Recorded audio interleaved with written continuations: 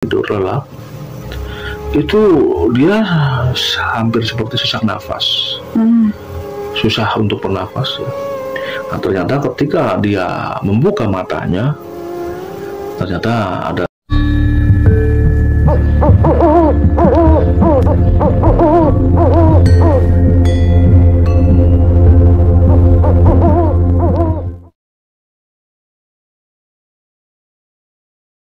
Assalamualaikum warahmatullahi wabarakatuh. Waalaikumsalam warahmatullahi wabarakatuh. Satu buah cerita yang datangnya dari Mas Giman. Mas Giman ini berdomisili di daerah sekitaran Banyumas. Mas Giman ini mengirimkan sebuah cerita bahwa dulu pengalaman beliau ini ketika masih berusia belia, beliau pernah mengalami satu hal yang intinya berbau mistis atau misteri. Mas Giman ini bercerita bahwa di tahun 87 ketika beliau ini sudah selesai sekolah STM, memang karena kondisi keadaan orang tuanya juga yang sederhana, maka dipastikan memang tidak bisa melanjutkan sekolah lagi atau kuliah. Ya, maka dari itu Mas Giman pun sadar diri. Sebulan 2 bulan Mas Giman ini masih nganggur.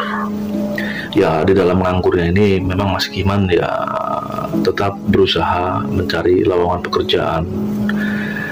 Nah, di bulan keempat ini Mas Giman kebetulan ada kawannya yang dari Jakarta pulang kampung, yang memang itu satu daerah dengan Mas Giman. Nah, mereka ini akhirnya bertemu, ngobrol-ngobrol sampai pada puncaknya bahwa temannya ini, sebut saja dengan Santo atau Mas Santo, ini menawari sebuah pekerjaan yang kebetulan Mas Santo ini juga montir dari salah satu bengkel motor yang memang berada di daerah Jakarta. Mas Santo ini sudah bekerja di sana kurang lebihnya 5 tahun dan memang sudah mempunyai rumah sendiri yang jaraknya dari bengkel tersebut sebetulnya tidak jauh. Nah, maka dari itu Mas Santo pun menawari Mas Giman bagaimana kalau memang berminat mencoba bekerja di sana. Ya, hitung-hitung sebagai pengalaman, akhirnya pun Mas Giman ini menyanggupi, dan diterimalah tawaran pekerjaan tersebut. Hingga pada akhirnya Mas Giman ini diajak oleh Mas Santo ke Jakarta atau merantau. Nah, di sana ketika sudah sampai, ya Mas Giman ini melihat, wah, ukuran bengkelnya juga lumayan besar, seperti ruko. Jadi pelanggan ini sudah banyak. Di tahun itu, walaupun di tahun akhir 80-an, ya untuk ukuran kendaraan motor ini juga sudah banyak onderdil yang dibutuhkan, sehingga dipastikan hampir setiap hari ini ada saja keluhan pelanggan atau pelanggan yang datang ke bengkel tersebut. Ada yang ganti oli, ada yang ganti onderdil. Nah, akhirnya Mas Giman ini diajak bertemu dengan bosnya oleh Mas Santo. Setelah bertemu, dan memang kebetulan juga bengkel tersebut memang membutuhkan satu atau beberapa tenaga tambahan karena membludaknya para pelanggan. Nah, singkatnya di sana Mas Giman ini diterima. Bahkan kalau untuk urusan tempat tinggal untuk sementara, ya boleh ditinggal di sana karena di lantai atas itu kan ruko. Nah, di lantai atas itu ada ruangan yang ukuran juga hampir sebesar lantai bawah. Karena memang dengan keterbatasan uang untuk mengontrak ini belum ada, ya itu tadi Mas Giman pun menyanggupi untuk tinggal di sana. Seminggu, 2 minggu Mas Giman ini bekerja di sana. Itu tidak ada kejadian apa-apa, karena tinggal di atas itu hanya Mas Giman seorang diri tanpa ada orang lain. Ruangan di atas itu terdiri atas beberapa ruangan, bahkan ada juga dapur di atas. Namun menginjak Yang ke-2 bulan, Mas Giman ini mulai ada banyak mengalami keanehan-keanehan. Nah, di atas ini kadang-kadang kalau sekitar jam 12 malam atau lebih, ini sering terjadi atau terdengar seperti suara orang bersenandung, yang itu sumber suaranya berasal dari ruang bagian depan. Nah, posisi Mas Giman tidur ini memang ada di bagian agak ke belakang, yang itu memang bentuknya seperti kamar. Ya, pikiran Mas Giman ini, mungkin sedang ada orang karaoke. Ya, awal-awal tidak curiga bahwa itu hal-hal yang sifatnya juga aneh ya. Namun makin lama suara dendangan atau nyanyian ini semakin sering, intens. Bahkan kadang-kadang ada part-part yang memang seperti dia melengking. Suara-suara seperti suara perempuan. Kemudian ada suara-suara juga ketukan. Nah, ketika Mas Giman ini sudah tertidur, kadang-kadang kaget bangun. Ketukan ini malah seperti gedoran. Nah, ketika dibuka, ini tidak ada apa-apa. Hal-hal seperti itu dianggap Mas Giman ini tidak serius. Atau lebih tepatnya, Mas Giman ini belum ngeh dengan hal-hal seperti itu. Ya, ketika siang hari, Mas Giman ini sering ditanya, "Man, gimana lo? Betah nggak tinggal sendiri di lantai atas?" Ya, Mas Giman pun menjawab, "Ya betah-betah aja, namanya nggak ada ke tempat lain." Nah, temannya lagi juga bilang, "Ya baguslah, semoga betah." Nah, Mas Giman biasa-biasa saja. Namun ya Mas Giman pun hanya tersenyum simpul. Hingga pada satu hari Mas Giman ini mengalami kejadian yang menyeramkan. Kenapa? Karena pada saat itu kondisi Mas Giman ini sedang agak demam. Jadi dari jam 8 Mas Giman ini sudah tertidur. Nah, dalam kondisi keadaan sakit seperti itu, ini Mas Giman mengalami peristiwa yang menyeramkan. Ya, salah satunya apa? Ketika sedang merasa kesakitan ini atau demam, Mas Giman itu di sampingnya malah melihat satu sosok pocong sedang tertidur di sampingnya. Ya, dalam kondisi sakit seperti itu, Mas Giman ini tidak menghiraukan sampai pagi. Nah, kemudian di lain waktu, Mas Giman juga mengalami hampir hal sama, namun sosoknya juga sama. Namun kejadiannya berbeda. Jadi Mas Giman ini habis main dari luar. Nah, ketika pulang ke rumah karena kondisi capek, nah, Mas Giman ini langsung tertidur. Nah, tiba-tiba karena memang ada seperti yang menarik selimutnya, nah, Mas Giman pun ya memeriksa ya, atau bahkan menarik lagi selimutnya. Namun betapa kagetnya, ternyata di ujung bagian dekat kaki Mas Giman ini ada satu juga sosok pocong dengan muka yang sangat menyeramkan, malah yang bikin seram. Wajahnya ini seperti manusia biasa, namun itu bagian-bagian di pipi dan di matanya ini sudah jatuh ke bawah. Istilahnya apa ya, menggantung dengan kulit yang agak biru kebiruan. Nah, di sana Mas Giman ini hanya bisa memejamkan mata sambil berharap sosok itu segera hilang. Dan itu lumayan lama, hampir 10 menit. Sampai pada akhirnya ketika kondisi Mas Giman ini sudah memuncak ketakutannya, sambil dia menguatkan segala emosi dia memikirkan hal-hal yang membuat dia marah lah. Intinya dia ingin menonjok sosok tersebut, namun ternyata sosok itu sudah hilang. Dan karena kondisinya sudah mulai mereda, akhirnya pun Mas Giman melanjutkan istirahatnya kembali. Hal-hal yang menakutkan itu bukan itu saja. Ini sering terdengar di dapur ini seperti ada suara orang yang sedang memasak. Ya, suara wajan bertemu dengan suara kemudian seperti ada yang suara cuci piring. gangguan-gangguan itu semakin lama semakin menjadi. Tidak hanya suara-suara, tidak hanya penampakan-penampakan, malah ini sudah ke fisik. Kadang-kadang pernah ada satu juga kejadian Mas Giman ini ketika sedang tertidur lelap, itu dia hampir seperti sesak nafas, susah untuk bernafas ya.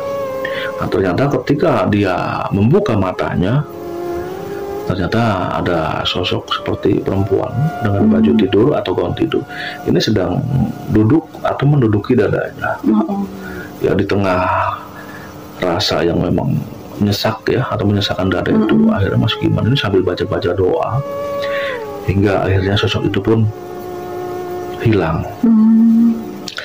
Nah, karena sudah banyak mengalami hal-hal yang menakutkan seperti itu, pada akhirnya Mas Giman pun menanyakan kepada karyawan yang lebih senior. Namun ini bukan Mas Santo. Ini karena ternyata Mas Santo dipindah ke cabang yang lain. Nah, dia bertanya, sebut saja namanya Sugeng, karyawan yang juga sama senior dengan Mas Santo. Dia nanya, "Anu Mas Sugeng, saya kok di sini makin hari makin banyak gangguan ya?" Mas Santo pun bertanya, "Gangguan gimana Mas?" Nah, akhirnya Mas Giman pun melanjutkan ceritanya. "Gini Mas, saya ini awalnya sih tidak mengalami hal-hal yang aneh atau bahkan cenderung seram. Namun lama-lama saya di sini malah seperti diteror Mas. Kalau tinggal di atas itu makin lama gangguannya makin parah." Ya, Mas Sugeng pun seolah seperti bertanya ya. Namun dari wajah Mas Sugeng ini, Mas Santo sudah bisa menebak bahwa ada sebuah kejadian hal aneh atau sebuah tragedi yang mungkin membuat itu tempat itu menjadi angker lah. Nah, Mas Sugeng ini bilang, "Yaudah, Man, nanti habis maghrib main sebentar ke tempat saya. Nah, tempat saya juga nggak jauh dari Mas Santo. Nanti kita ngobrol-ngobrol di sana." Ya, oke Mas, kalau begitu nanti kita habis maghrib kita ketemu dah. Nah, akhirnya singkatnya mereka pun berdua nih ngobrol di rumah Mas Sugeng. Di sana ngobrol panjang lebar dan di sana dijelaskan, karena memang Mas Sugeng ini termasuk orang lama. Dia menjelaskan bahwa ternyata dulu ini di lantai atas atau lantai 2 itu pernah ada karyawan yang bunuh diri. Jadi karyawan itu bunuh diri dengan menggunakan pisau. Itu menghujamkan ke arah perutnya sampai pada akhirnya itu tidak tertolong karena memang kondisi pada saat itu sedang hari Minggu. Nah, itu darahnya itu menggenang di lantai. Kejadian itu sekitar di tahun 80-an, lebih tepatnya 83. Nah, makanya siapapun yang tinggal di situ itu tidak akan kuat lama. Nah, itu kira-kira yang dijelaskan oleh Mas Sugeng. Nah, Mas Sugeng pun bilang, "Ya kamu termasuk kuat di sana itu hampir berapa bulan." Ya bagus sih kalau kata Mas Sugeng. Ya Mas Giman bilang, "Ya bukan kuat bagaimana, saya nggak ada pilihan. Sekarang kalau saya tinggal menumpang di tempatnya Mas Santo, saya juga nggak enak. Makanya walaupun tempatnya seseram kayak apapun, ya saya mencoba untuk menguatkan diri." Itu penjelasan dari Mas Giman. Ya, obrolan masih terus berlanjut, bahkan juga pernah juga ada mengalami gini. Itu sama kayak Mas Giman, dari Jawa juga.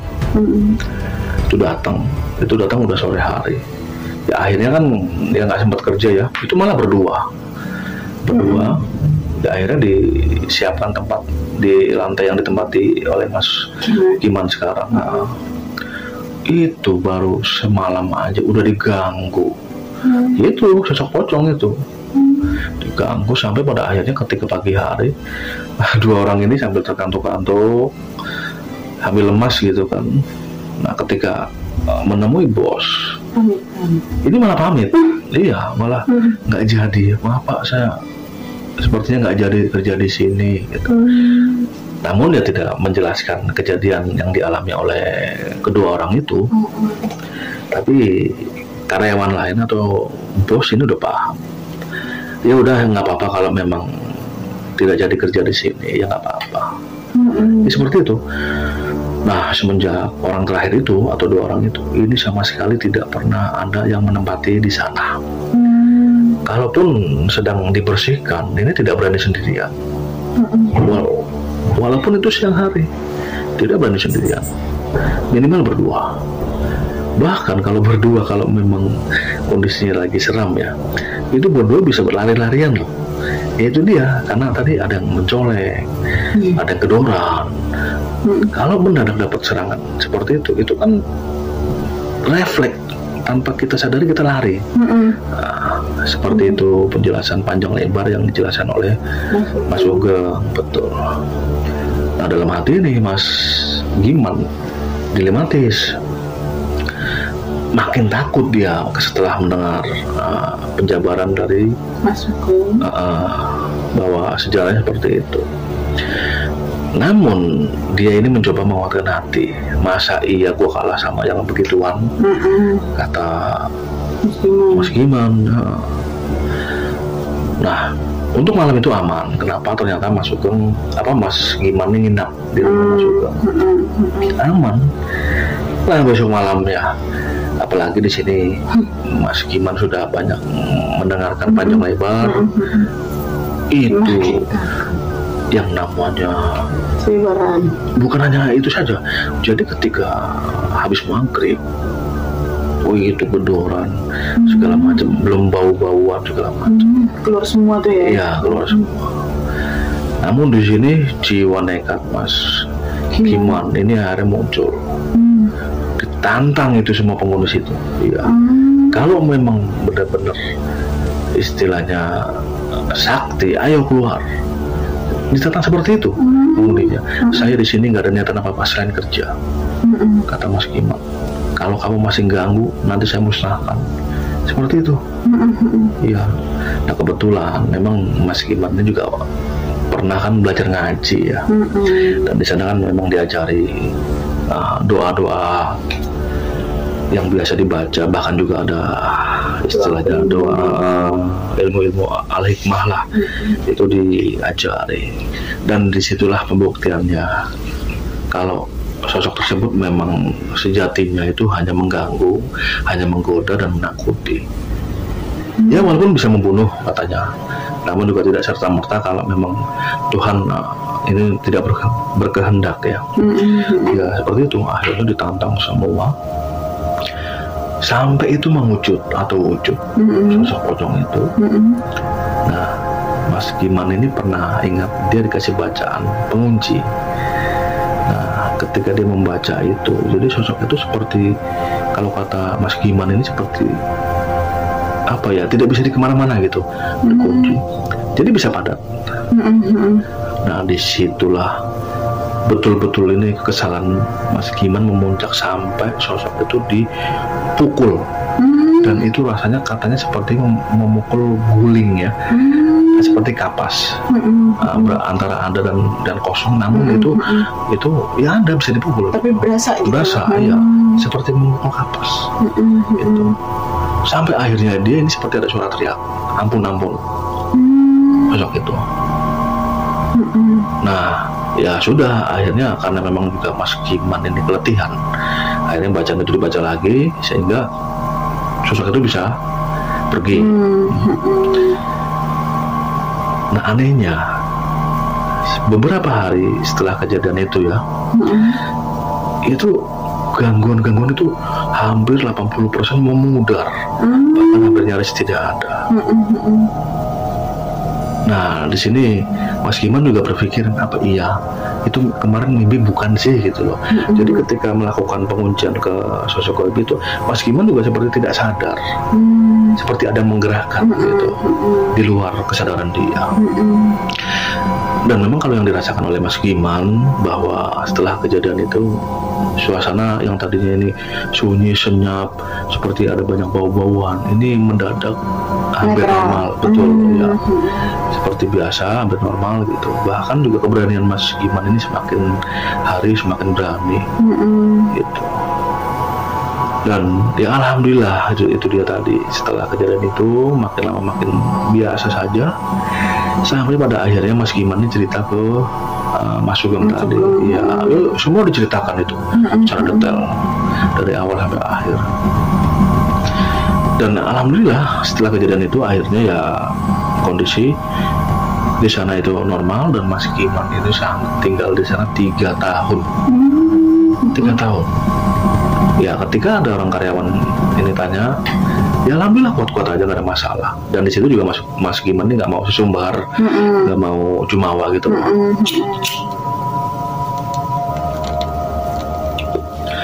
Ya dia bersyukur sekali. Yang utama juga di sana ini dia tidak meninggalkan ibadah 5 waktunya. Jadi betul-betul dijalankan.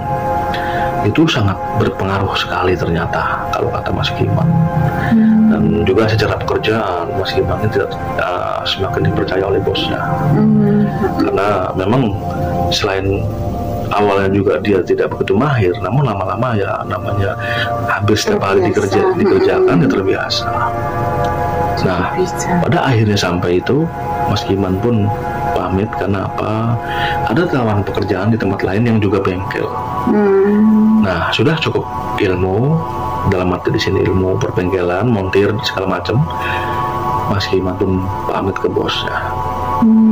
Dan terlebih lagi juga Mas Giman ini pamit ke Mas Sugeng dan Mas Santo yang telah lamanya kerja di situ. Jadi itulah kira-kira pengalaman yang dialami oleh Mas Giman, bahwa dia pernah mengalami kejadian yang di luar nalar. Kira-kira seperti itu pengalaman yang diceritakan oleh Mas Giman. Saya Pragifari Channel mengucapkan banyak-banyak terima kasih, dan juga minta maaf jika memang ada salah-salah kata, baik perbuatan, ucapan ataupun tingkah laku. Dan saya tutup, wassalamualaikum warahmatullahi wabarakatuh.